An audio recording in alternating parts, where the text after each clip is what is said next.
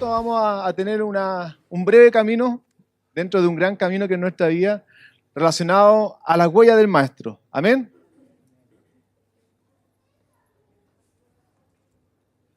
Para poder entender el contexto de lo que significa discípulo, tenemos que remontarnos a lo que era la relación entre un maestro y un discípulo en los tiempos de nuestro Señor. Porque muchas veces nosotros somos parciales cuando tomamos un concepto y lo llevamos a lo que son nuestros criterios, pero los criterios que tiene Dios son totalmente diferentes.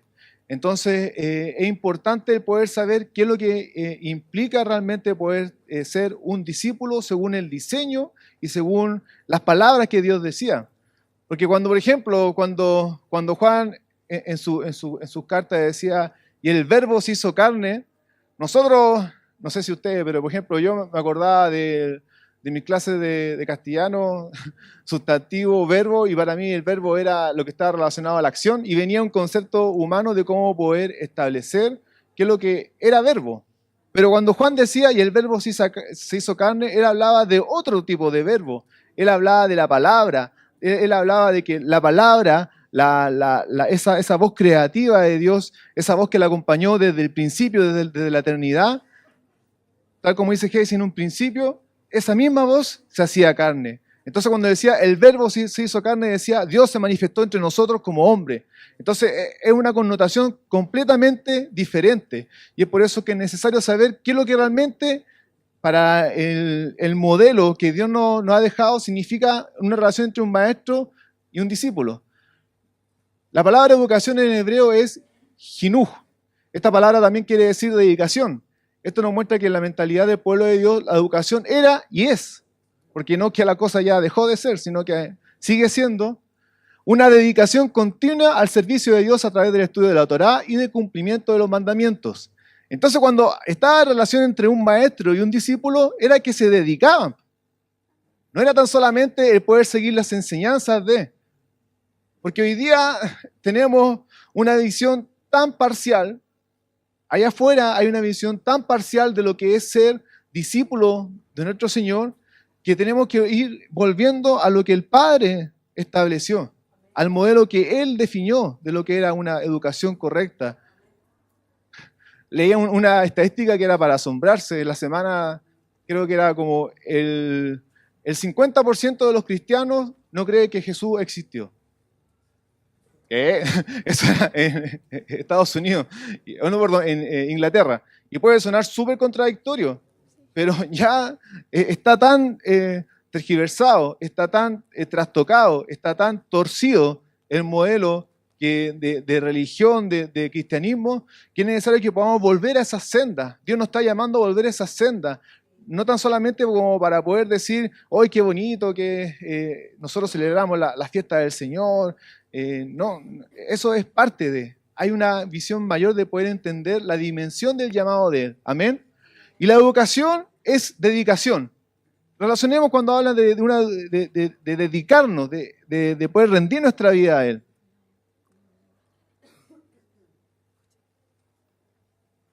Habían 3 etapas para poder recién comenzar una relación entre un rabí y un discípulo, ¿ya? Que son las que vamos a leer rápidamente. La primera etapa era Bet Sefer, que es que literalmente se traduce la casa del escriba o del libro, y que eran niños de los 4 a 5 años de edad. En mi caso yo tengo un niño que tiene 3 y otro que tiene 6, al tiro me acordé de ello. Le enseñaban la Torá y se aprendían de memoria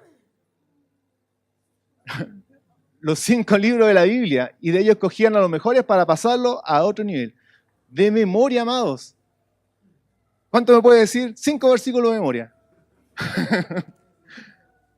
Yo, así Juan 15, 5, Lucas 9, 23. Jesús lloró. Vale, no. Pero miren, amados, a los 5 años, todos los niños, todos los niños eran llevados a poder aprender los 5 primeros libros de la palabra de memoria. ¿Se puede?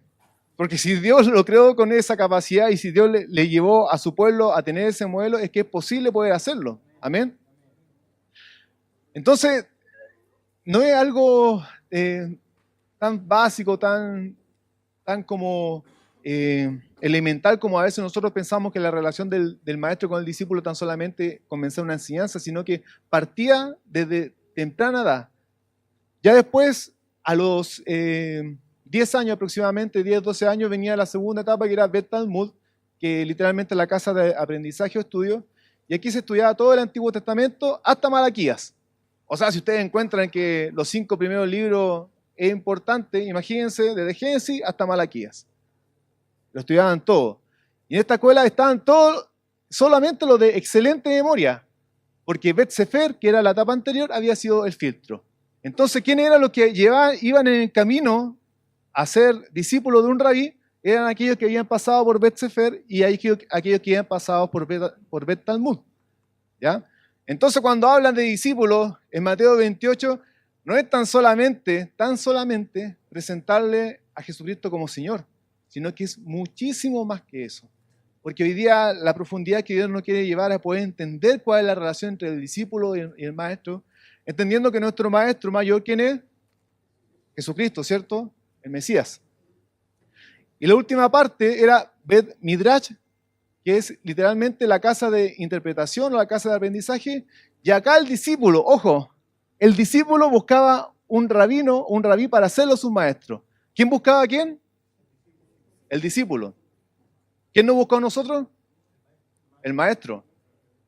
Amén, ¿cierto?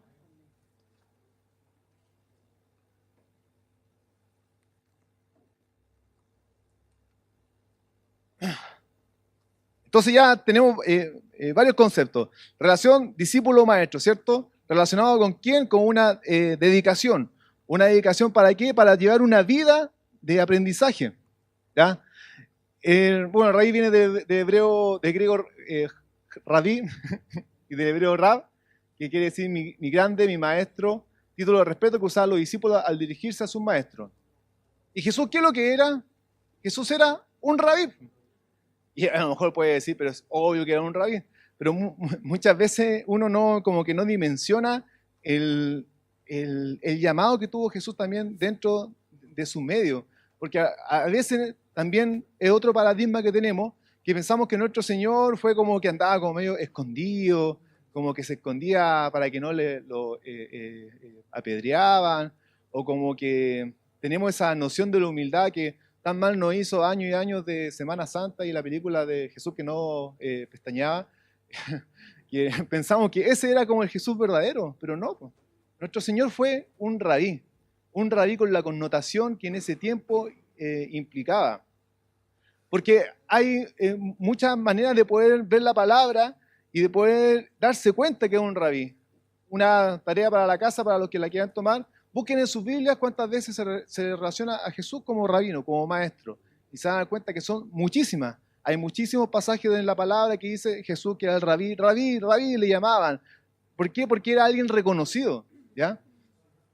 Y también la relación que existía con sus discípulos lo confirmaba. Por ejemplo, los discípulos remaban en la barca, le entregaban alimentos, tenían que conseguir el burro. Y acá lo que aprendimos con Boris, ¿te acuerdas, Boris? Ahí en Talca, respecto del burro también, porque a veces uno dice, ay, Jesús fue tan humilde que llegó en un pollino ahí, la mandaron. Pero un burro en ese tiempo era un Mercedes-Benz. No, de verdad lo que pasa es que ahora uno dice, el burro, que el Señor vino en el burrito ahí porque era tan bueno, tan humilde, y es bueno y humilde, pero el Señor siempre fue el Señor, el Rey de Reyes, la máxima autoridad, y se manifestaba de esa manera. Entonces era un rabino que estaba con sus discípulos enseñando el Evangelio, no más que el Evangelio, la palabra de su Padre. Él estaba haciendo realidad el verbo, le estaba manifestando todo lo que había sido enseñado desde los 5 años, él lo hacía vida. Porque la palabra es él. El cumplimiento de la palabra es Jesucristo. Entonces, ¿qué es lo que conmovía al pueblo de Dios en ese tiempo? Era que ahí estaba caminando entre ellos la palabra. La palabra hecha vida, la palabra hecha hombre, la palabra manifestándose, la palabra sanando, la palabra dando vida, la palabra resucitando. Entonces cuando en nuestra vida se acerca la palabra, tiene que conmovernos, amados.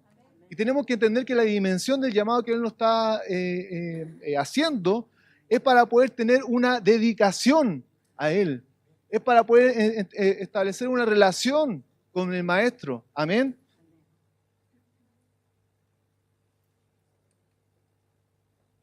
Bueno, el discípulo o el talmid seguía al maestro donde quiera que iba, a menudo sin saber ni preguntar dónde él iba.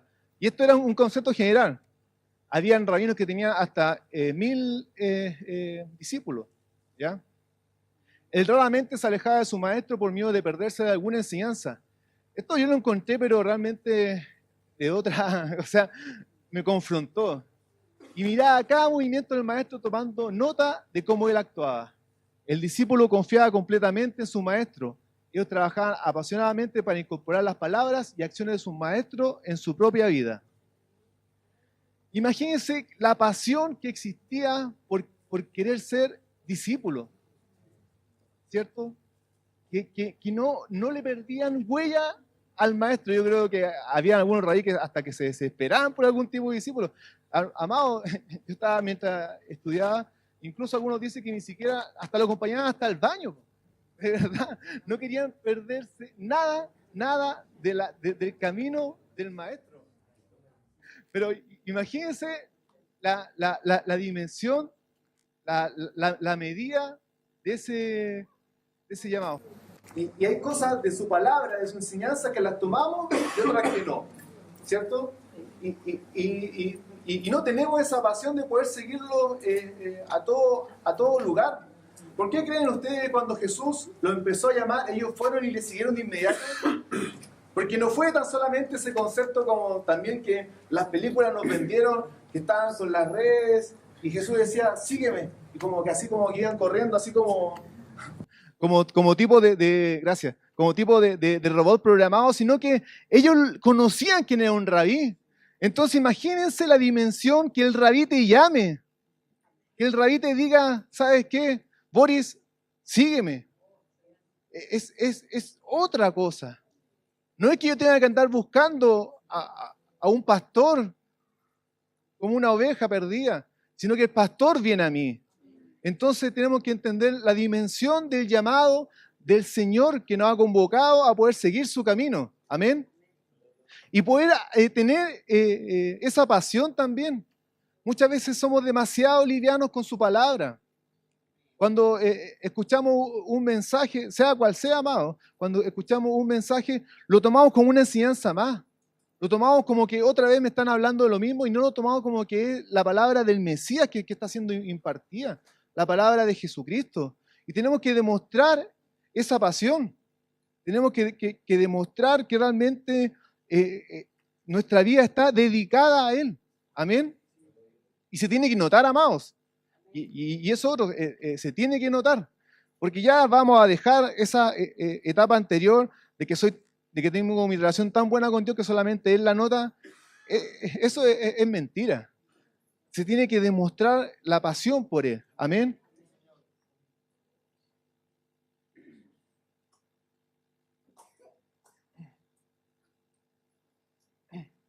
Los estudiantes rabínicos tenían que acercarse y pedirle permiso para poder estudiar con su rabí.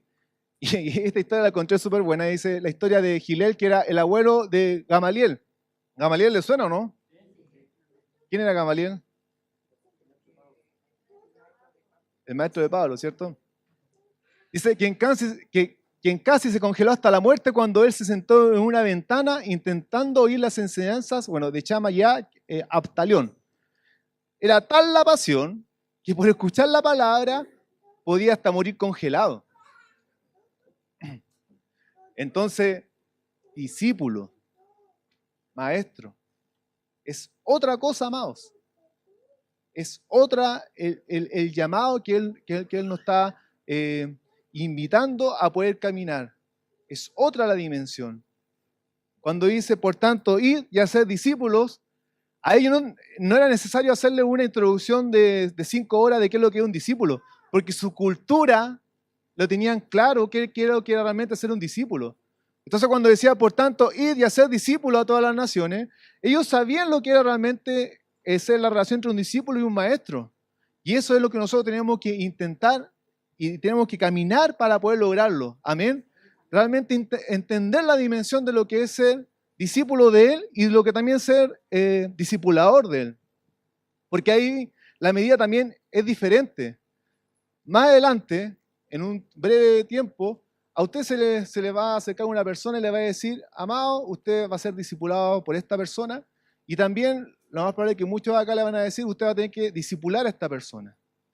Usted va a tomar el libro del discipulado como algo, como las 5 clases de introducción. No, pues bendito Hijo de Dios. Tenemos que entender lo que hoy día el Padre está estableciendo como un discípulo y su maestro. Amén.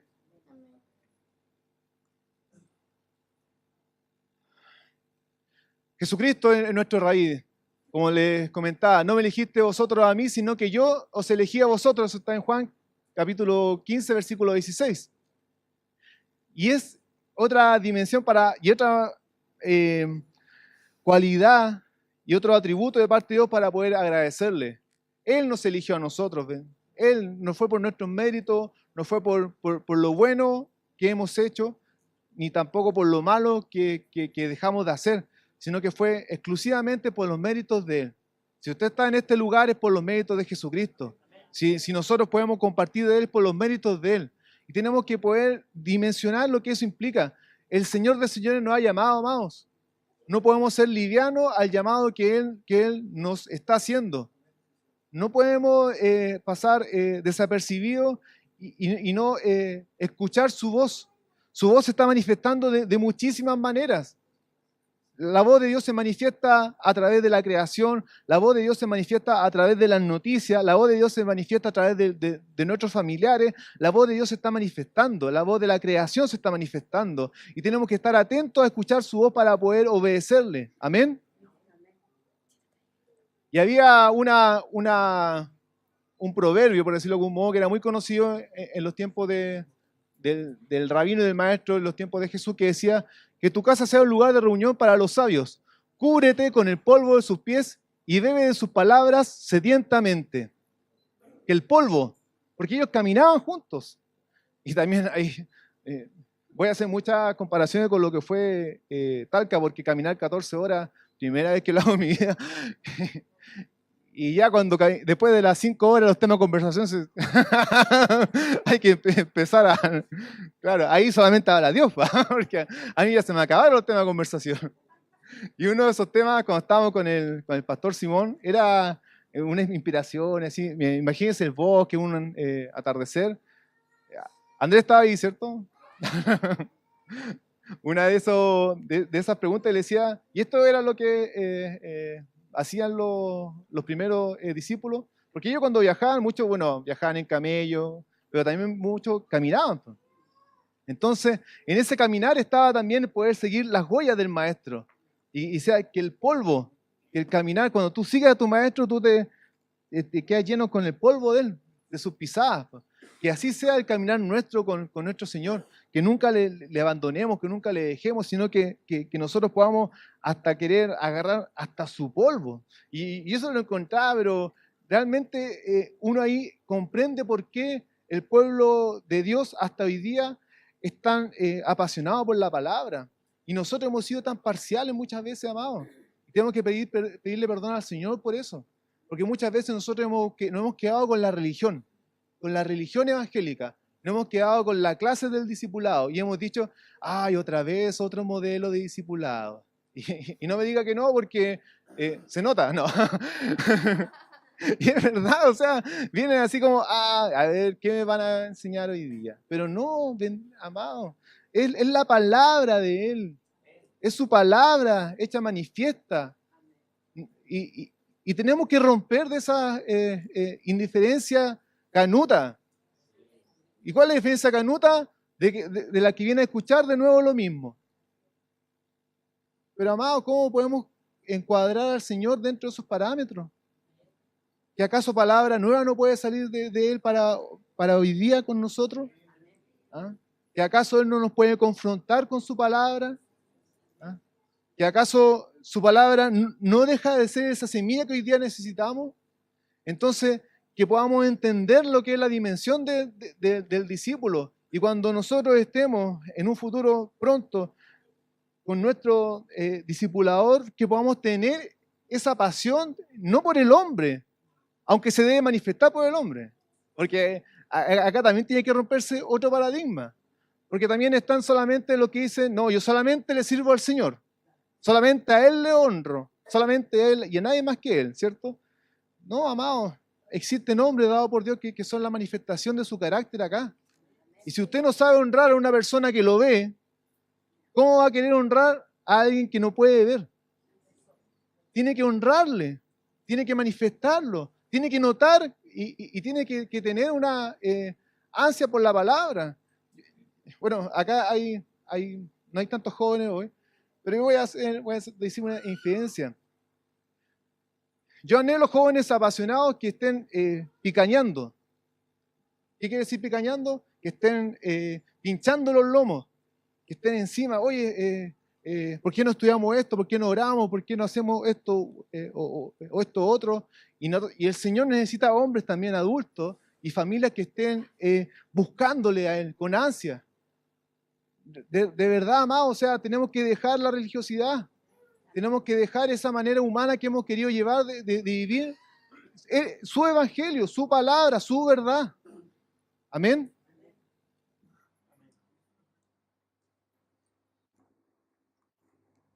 Somos los llamados a seguir su camino. Somos el pueblo que camina sus huellas. Porque somos sus discípulos. Y tenemos que seguir el camino que Él ya nos ha trazado.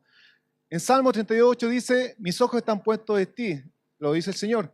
Te daré instrucciones, te daré consejos, te enseñaré el camino que debes seguir. Existe un camino trazado. ¿Quién lo caminó? Él, ¿cierto? Y él lo sigue caminando, ¿cierto? Y nosotros tenemos que seguir ese camino. Camino, bueno, ahí está la definición según el diccionario Strong, que figurativamente el curso de la vida o el modo de acción. Es un camino, carrera, conducir, conducta, corredor, curso. Es la manera en la cual nosotros caminamos diariamente. Tenemos que primeramente reflexionar, ¿estamos en el camino o no? Porque esa es una primera buena pregunta. ¿Estamos en el camino o estamos ahí fuera de él, viendo cómo el resto avanza? ¿Ya? ¿Perdimos las pisadas del maestro? ¿Las reconocemos? ¿Nuestros zapatos tienen el polvo de sus pisadas? ¿O estamos sobre un terreno pedregoso?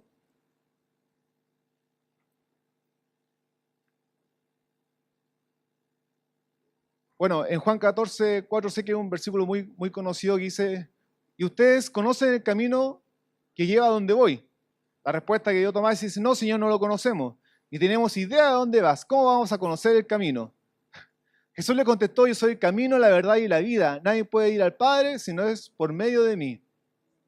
Él es el camino.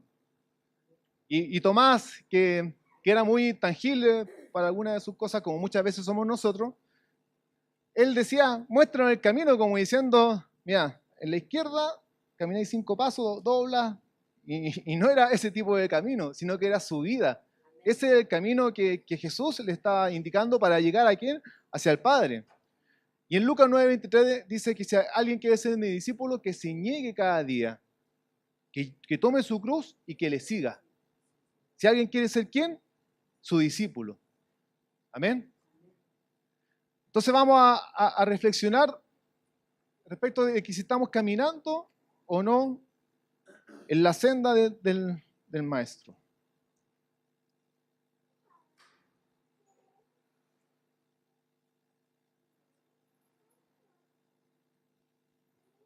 Vamos a ver 5 características que tiene ese camino. Primero, un camino lleno de sucesos que son parte de un proceso. Yo sé que puede sonar como un juego de palabras, pero no lo es. A ver, dígalo una vez sin equivocarse. Sucesos que son parte de un proceso. Repítalo, dígalo para que puedan. No, como al unísono. ¿Me escuchaba al unísono? Es una palabra muy utilizada.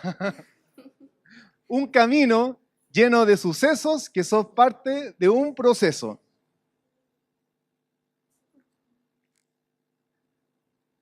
Debemos renunciar al querer constantemente evitar los procesos de Dios en nosotros.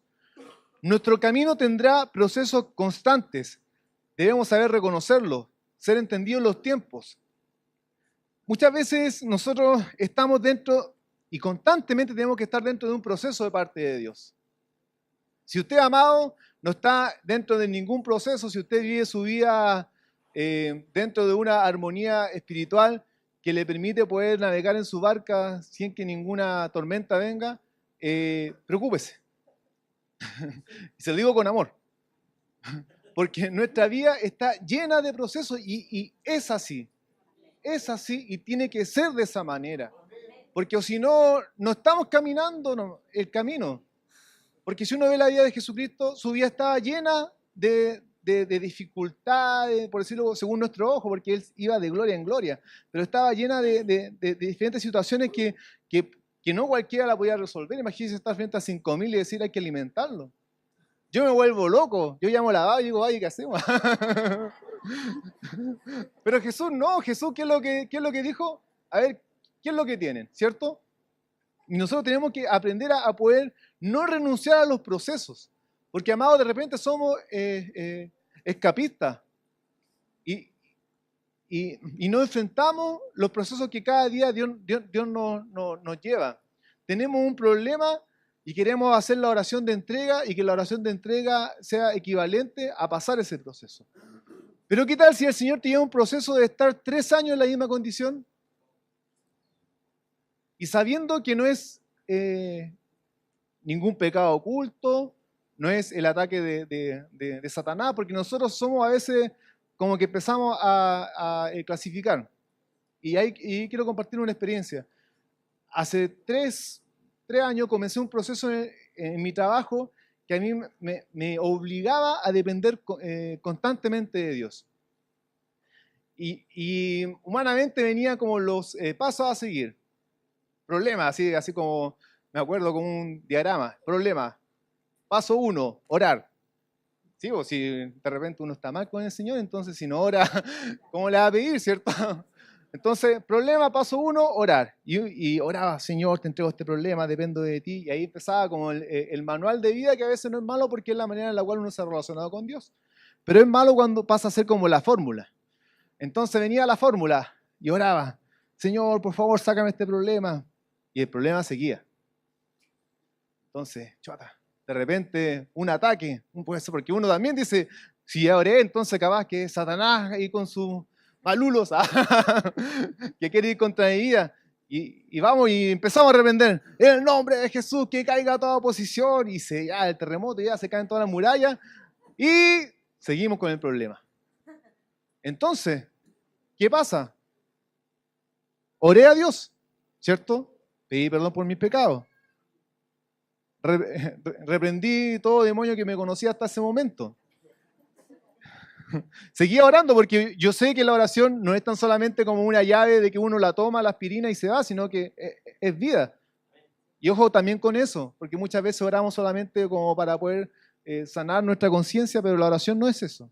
No es sanar nuestra conciencia, la oración es poder buscar y poder constantemente entregar nuestra vida a Él. Y entonces habíamos orado, habíamos reprendido, pero tenía la misma situación, el mismo problema. ¿Y qué es lo que faltaba? Caminarlo. Porque a veces hay que caminar los problemas. Pues. Y ahí coloco esa foto que los hombres que subieron se van a acordar de esas piedrecitas. Me acordé tanto que hasta le saqué foto a las piedras. Porque, amado, estar subiendo ya 5 horas y después que vengan unas piedras a interrumpir tu camino. Era realmente algo molesto. Porque más encima, ahí está también una historia breve, pero yo andaba con zapatos de estas botas militares, pero ya estaban lisas. Entonces, con zapatos lisos subiendo cerro, con piedra, no, mal. Era todo mal. Y a veces van a salir piedras dentro de tu camino que te van a hacer trastabillar, que te van a hacer caer probablemente. Pero tenemos que caminarlo. No renunciemos a los procesos de Dios en nosotros. A veces, ¿por qué Dios toma más tiempo? Porque nosotros no caminamos la senda. Y estamos acá detenidos esperando de que pase el proceso de parte de Dios, como que pase el huracán, por decirlo de algún modo, pero no nos disponemos a caminar en él. tenemos que caminar ese proceso. Es parte de la vida como hijo de Dios. Muchos hombres de Dios escuchaban la voz de Él en esos tiempos y fueron obedientes. ¿En qué proceso de Dios estás hoy? ¿Pueden responder esa pregunta? ¿Están dentro de un proceso de Dios? Y si es así, ¿pueden saber cuál es? Es fundamental poder reconocer la estación y caminar según esa dirección. Existen sucesos. Por ejemplo, un suceso es la boda, ¿cierto? Y esto nos lo enseñaron en Arica. Pero el proceso es el matrimonio. ¿O no, hermano Leo? Amén. Porque es verdad, el suceso es cuando nace un niño, ¿cierto? Es un suceso. De realmente todos contentos, las fotos, los 50 me gusta, todo. Pero el proceso es criarlo. Porque yo no he visto ningún me gusta de mi niñito. Me ensució, no sé, mis zapatos favoritos. Esa foto no la sube nadie a Facebook. Ese es el proceso, amado. Y a veces nosotros somos escapistas y queremos solamente vivir esos sucesos. O sea, no sé si me estoy dando a entender. Y tenemos que caminar el camino que Él ya nos ha dispuesto. Tenemos que caminarlo como Él lo ha dicho también. Y tenemos que seguir ese sendero. Bueno, ahí también estaba la otra foto y sale, nosotros como dato también fuimos el ladrillado. Sí, dice 97 kilómetros. No, dice, no, dice 9,7 nomás. Ya.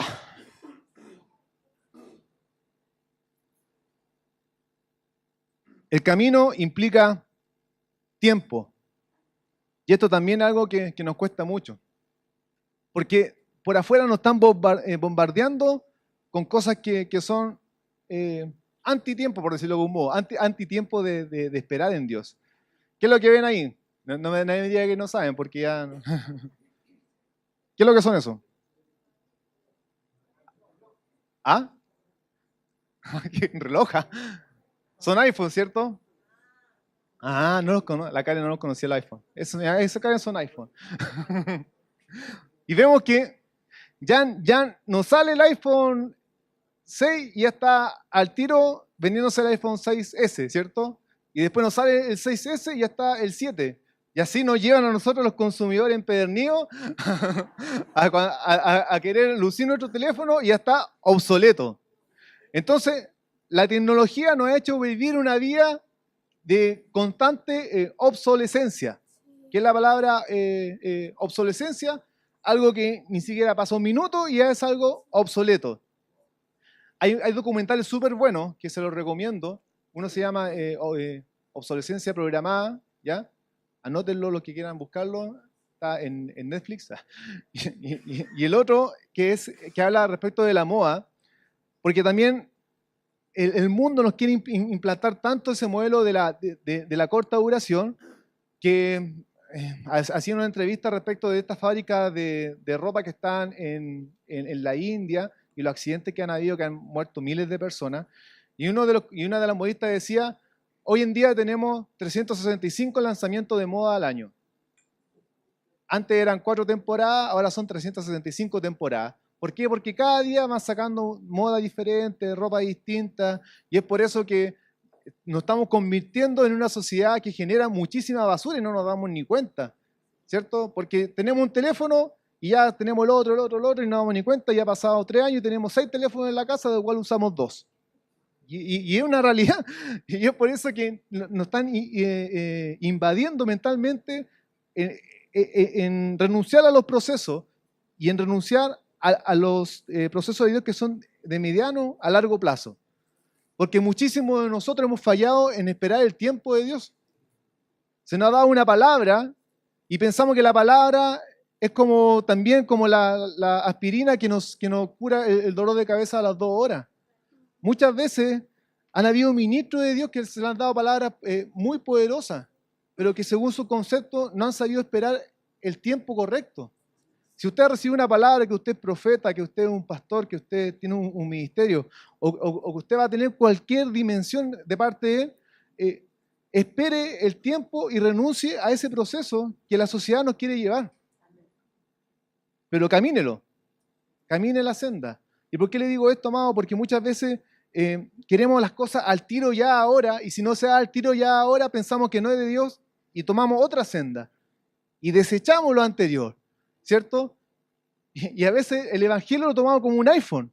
Y me va a decir, ¿pero cómo como un iPhone? Sí, porque viene algo nuevo y lo tomamos y desechamos lo antiguo. Todo lo antiguo es malo, todo lo antiguo era feo, antes yo estaba en el completo error, Dios me dijo esto, pero la persona se equivocó, así que tomo y busco otra palabra. Y busco la palabra que me acomode a mí. Y paso a ser un consumidor del evangelio. Y un consumidor que busca la palabra que se renueva, pero no la palabra en el tiempo, en el proceso de él, sino que la palabra en el tiempo y en el proceso mío. Hay que renunciar a eso, amados. Tenemos que renunciar y puedes entender cuál es el tiempo que Él nos quiere hablar.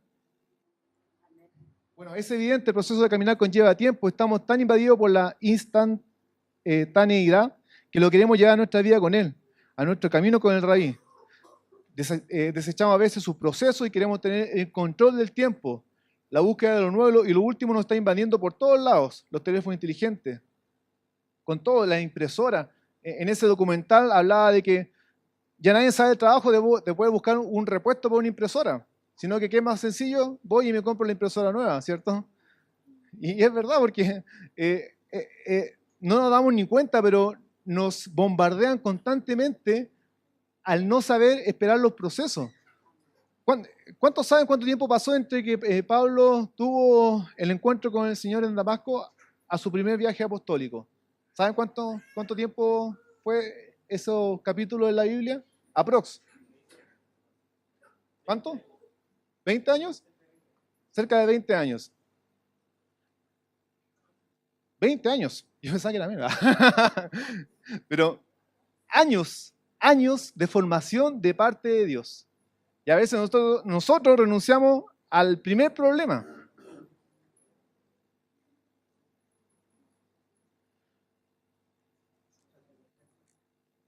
Tenemos que renunciar al facilismo de lo instantáneo. Tenemos que buscar lo que es incorruptible, lo que permanece. Amén.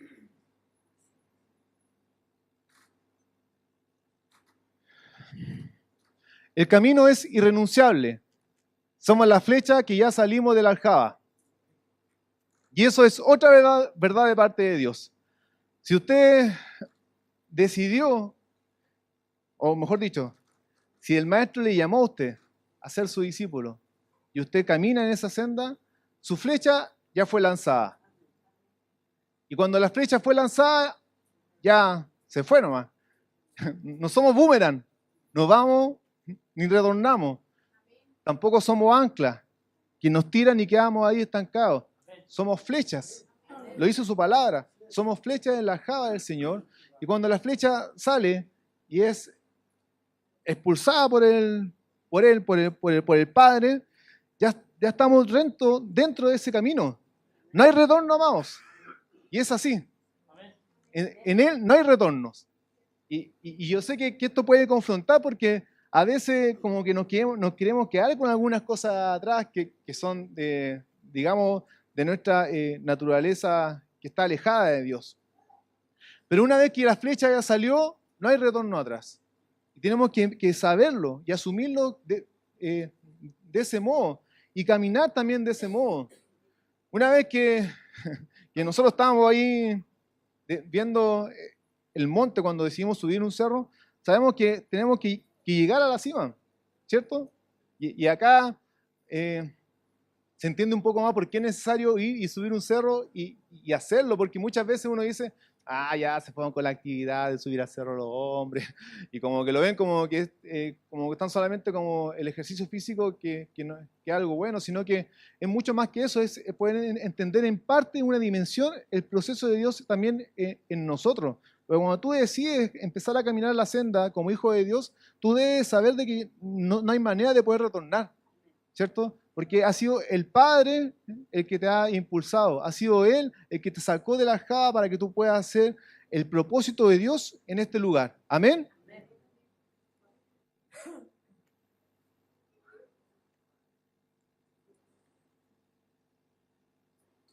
Esta foto a mí me gusta. ¿La encuentras buena o no? Está bonita, ¿cierto? Buena, buena. Y ahí el último es... no, no voy a decir quién es. David está ahí. No. Hola David, saluda David. Esa también fue foto del ascenso que tuvimos en el ladrillado. El camino deja huellas. Somos plataforma. Y acá voy a confesar una estrategia que usé. Víctor, yo seguí tus huellas. Porque había una parte del camino que era cuando estaba la nieve, que era tan sorpresiva que el Señor me dio una estrategia. Y me fui atrás del Víctor. Y donde pisaba el Víctor, pisaba yo. Y así nunca me caí. Gracias, Víctor, por tu pisada, porque fueron camino. Pero, y entendía algo también de parte de Dios, porque Dios nos habla de muchas maneras. Y era que el camino que deja huella también genera una plataforma. ¿Y por qué una plataforma? Porque es el camino que me están trazando para poder seguir. Y nosotros estamos dejando una plataforma buena o una plataforma mala, si eso es así. Existen bendiciones y existen maldiciones generacionales. Y existen también las huellas correctas y las huellas incorrectas. Y en nuestro caminar tenemos que saber que no estamos solos dentro de este caminar. Estamos caminando todos como familia, ¿cierto? Como un cuerpo. Era muy potente ver la imagen de 80 hombres subiendo en una fila india la montaña, porque habían grupos de 5, de 6 máximo, ¿cierto? Pero los 80 era algo que era poderoso, porque estábamos todos en la gran parte del tiempo ordenados. Se nos dio esa instrucción, que nos fuésemos ordenados, que no viniese uno, que habían muchos que tienen mejor condición que otros, que querían arrancarse y salir y abrir como su propia senda, pero no. El modelo que se había entregado era que existen personas que van adelante, que eran los líderes, y existen otros que van a seguir esa senda y que abrían camino. Y esa senda genera plataforma. Y nosotros, amados, estamos generando una plataforma. ¿Dónde va a estar la iglesia del Señor en Chile en 15 años más? Porque si nosotros seguimos mirando Europa como nuestro futuro, porque muchas veces uno ve Europa como el futuro de Sudamérica. Hoy día quizás con la globalización los tiempos se han acortado un poco, pero se sabe que la tecnología que está allá es la que va a estar acá en 15 años más en diferentes ámbitos. Y por eso mucha gente va a Europa, a Norteamérica a capacitarse, porque para muchos es el futuro. Pero yo no quiero ese futuro. Yo no quiero ese futuro de iglesia en museo, porque allá las iglesias son museos. Yo no quiero ese futuro de que la manifestación de los hijos de Dios está tan contenida que toda esa mentalidad anti-Dios, antivalórica, se ha manifestado tan patente en Europa que necesitan latinoamericanos que vayan para allá. Yo tengo una amiga con su marido que ellos tienen pensado ir a Italia porque hay misioneros latinoamericanos que están en Europa pidiendo que vayan más latinoamericanos para poder hacer iglesia. Entonces, estamos hablando de la Europa en la cual comenzó el movimiento protestante, aunque nuestras raíces no son esas, nuestras raíces son eternas, pero estamos hablando que fue un modelo que en su tiempo fue muy poderoso, que se estableció ciudades con diseño de Dios y que ahora son ciudades que son llenas de iglesias, museos. Entonces, ¿cuál es la plataforma que hoy día está usted generando para su familia? ¿Cuál es la plataforma que usted está generando para su país? ¿Cuál es la iglesia que está dejando como legado? ¿Cuál es la huella que usted está caminando y que va a ser sí o sí una plataforma para las próximas generaciones? Porque eso es una realidad. Lo querramos o no lo querramos asumir de esa manera, es una realidad. Somos una iglesia que está llamada a ser una plataforma y a poder dejar las huellas, pero las huellas que dejó el maestro, no nuestras huellas, no nuestro nombre, no nuestro ministerio. Y lo último, que es muy importante también, que el camino en Él lo disfrutaremos. Lo disfrutaremos, porque no hay mejor cosa que ser hijo de Dios.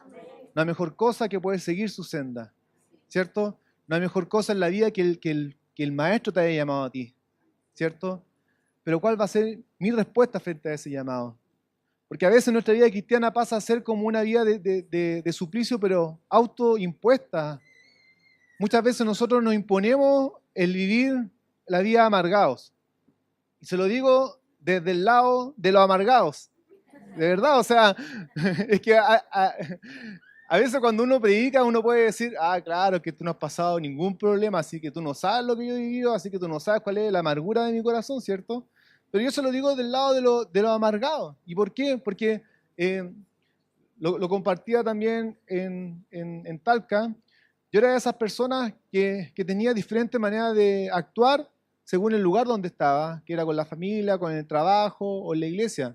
Y uno manifestaba como diferentes carácter siendo hipócrita, porque esa es la definición correcta, y no manifestando el carácter de Dios. Porque la vida de Él es para disfrutarla, pero disfrutarla en Él, pues. Porque el paisaje era hermoso, o sea, nuestra vida con Él es hermosa. No hay mejor cosa que vivir la vida según Dios. Pero tenemos que demostrarlo, porque, y esto es un tema como de forma, pero a veces somos pero tan amargos que hasta nuestro salud es amargo. Y de verdad, ¿cierto? Te reíste, así como que, milagro. Pero sí es cierto, o sea, como que, ¿cómo queremos impartir el Evangelio de Dios si tampoco es atractivo para el resto? ¿Cierto? A veces llegamos a un lugar y todos se ríen y todos quedan en silencio, y no es porque llegó la presencia del Señor que los conmovió, sino porque están todos callados porque tú sabes que tú no te ríes ni con nada, ¿sí? Entonces, tiene que manifestar la alegría de Él, disfrutarlo, decir, sabes que hoy día es un buen día, te saludo, te bendigo, qué bueno que poder estar contigo en este lugar, doy gracias a Dios por esta casa, y hay que declarar las cosas. Y no se trata de un piensa positivo ni nada por el estilo, sino que es poder ser vida y poder tener fruto realmente de lo que Dios está cosechando en nosotros. De la abundancia del corazón, habla la boca. ¿Qué es lo que hay en nuestros corazones? ¿Vida o muerte? Vida, ¿cierto? Entonces, manifestémoslo disfrutando el camino, ¿cierto? Disfrutando cada momento. Ayer había una instancia para disfrutar. Ayer había una instancia para disfrutar de poder compartir evangelizando, hablando de Él. Hay diferentes instancias para disfrutar. Los discipulados son para disfrutarlo, ¿cierto? No es para decir, hoy es martes, vos tenés que hacer un sacrificio y poder ir al discipulado, sino que disfrute los cultos.